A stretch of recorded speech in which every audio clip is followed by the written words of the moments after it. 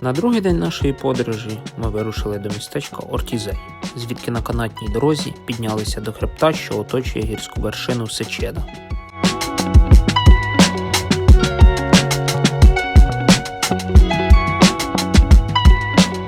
Підйомник починає працювати о 8:30, і квиток в обидва боки коштував 45 євро з людини. Підйом зайняв близько 15 хвилин.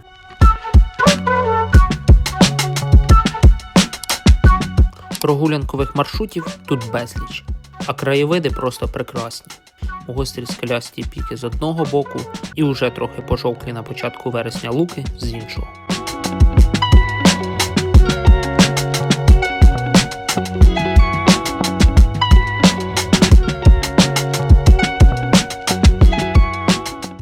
Внизу є декілька притулків, де можна випити кави, пива чи з'їсти традиційний альпійський яблучний штрудель.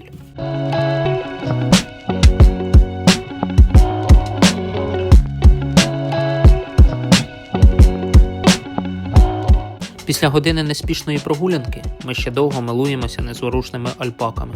Вони так звикли до людей з їхніми камерами, що не зважають і не бояться, можна підходити майже впритул.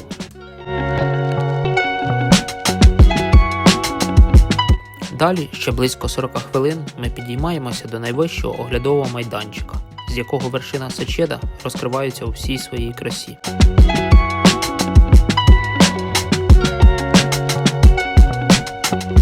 Але тут годі розповідати, це треба дивитись.